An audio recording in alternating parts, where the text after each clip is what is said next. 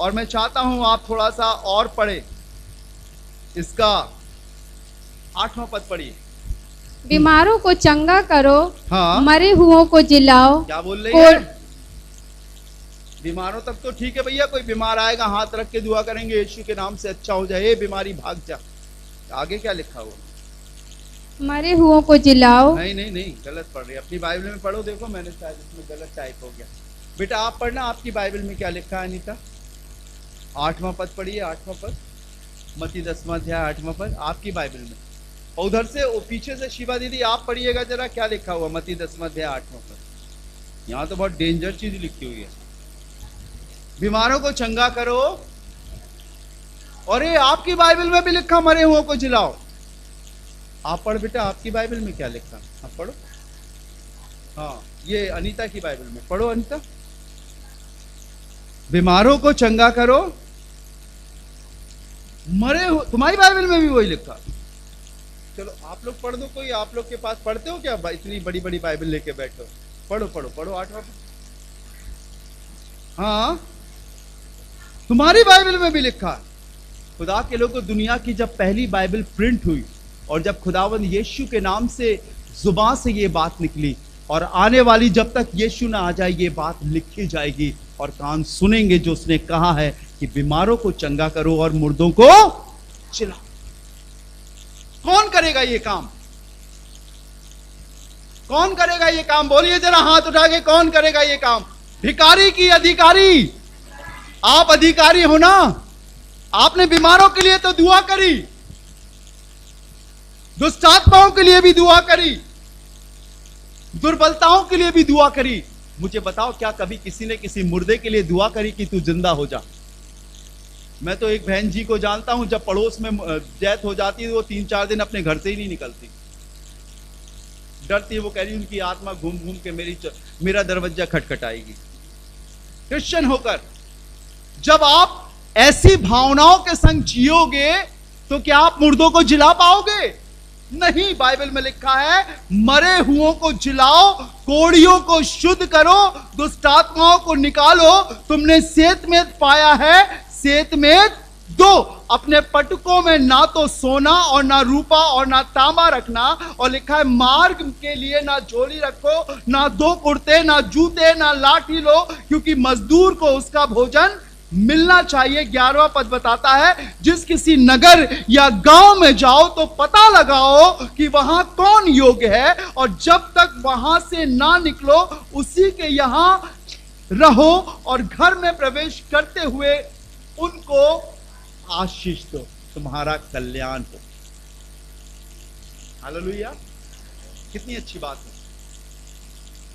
ये किसके पास है अधिकार? विश्वास करने वाले आपके पास है।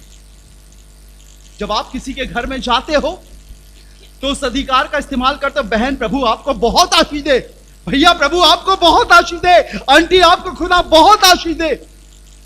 या आप ये कहते हो कि आंटी मैं बड़ा बीमार हूं यार, कुछ भी पैसा नहीं है, 2-4 दे दो, अगले महीने लौटा देंगे। और सिर्फ पैसा पैसा पैसा पैसा पैसे की मदद मांगते हैं, और हम एक भिखारी सा जीवन जीते हैं, और कहते ना बाप बड़ा ना भैया सबसे बड़ा, यहां से भी मिल जाए, यहां से भी मिल जाए, झूठ से मिल जाए, सच से मिल जाए। आपको अधिकार दिया है यीशु मसीह ने। यीशु ने कहा मनुष्य केवल रोटी ही से नहीं परंतु हर एक उस वचन से जो परमेश्वर के मुंह से निकलता है जीवित रहेगा।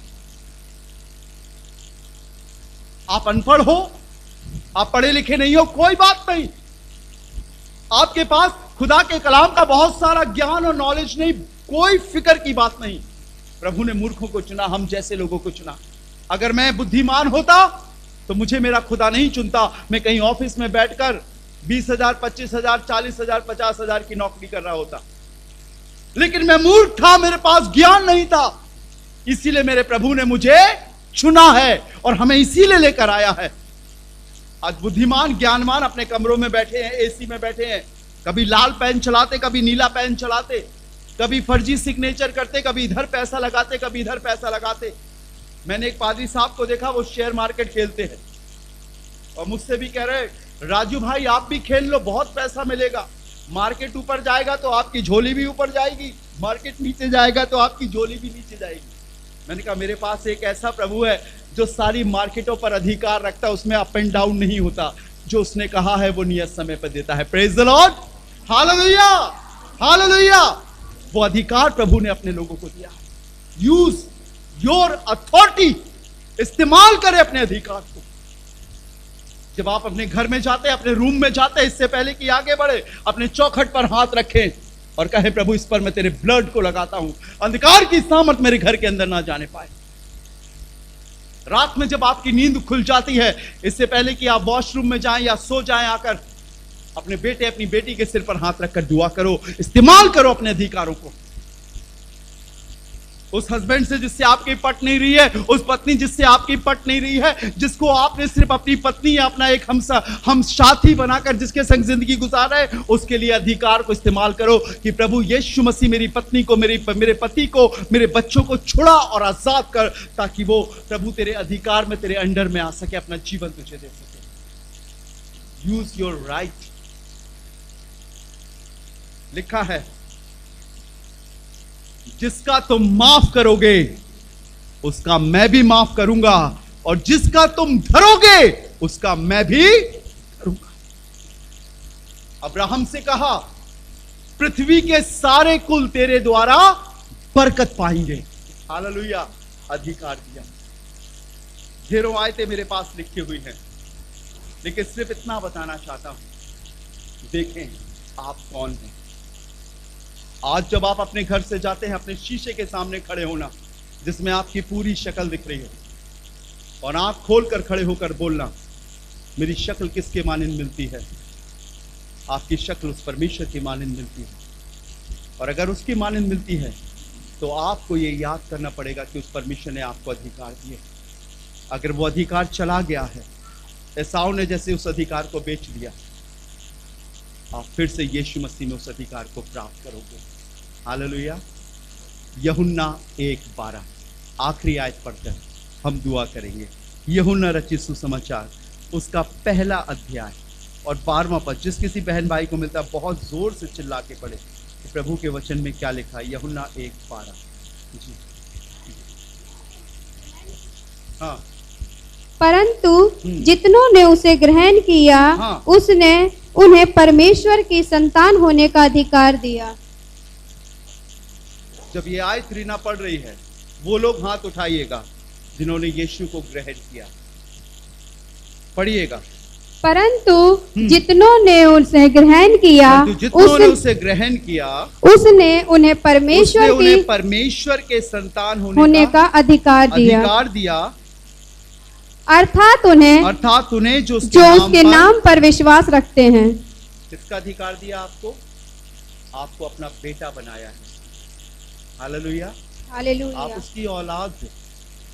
उर्दू में लिखा है जितनों ने उसे कबूल किया, ग्रहण किया, उसने उन्हें खुदावंद की औलाद होने का हक बख्शा, अधिकार दिया। आप उसके बेटे और बेटियां। इसके द्वारा आपके अंदर एक आत्मा डाली गई है, आपके अंदर वो अंश है। बनाते समय उसने ये कहा कि मैं तुम्हें इस सारी धरा पर अधिकार देता हूं। सारी धरा पर अधिकार का मतलब ये नहीं है कि आप सिर्फ जंगल के जानवरों पर अधिकार रखें, चेन से बांधकर अपने घर में कुत्ता पालने लगे, पिंजड़े में एक तोता ले आए, ट्याव ट्याव बोले, बोलो जय मसीह की, जय मसीह की, जय मसीह की। मुझसे एक बहन बोलने लगी, देखो हमारा तोता बोलने लगा है, ट्याव ट्याव। मैंने कहा तोता तो बोलने लगा, आप क्या बोल रहे हो? एक बहन जी बोलने लगी, मेरे यहाँ तो बिल्ली है, देखो कैसे म्याऊ म्याऊ करती है। मैंने कहा बिल्ली है तो म्याऊ करेगी। इनके अधिकार के लिए नहीं बोला, पर अंधकार और शैतान की सारी सामर्थ पर अधिकार के लिए उसने बोला है। आपके घर से श्रापों को दूर करने के लिए बोला है। आपके पड़ोस के लिए बोला है कि प्रार्थना करो और अपने अधिकार को इस्तेमाल करो। रोमियो की पत्री में लिखा हुआ है 5वें अध्याय में कि सृष्टि बड़ी आशा भरी दृष्टि से परमेश्वर के संतानों को प्रकट होने की बाट जो रही है। जो कुछ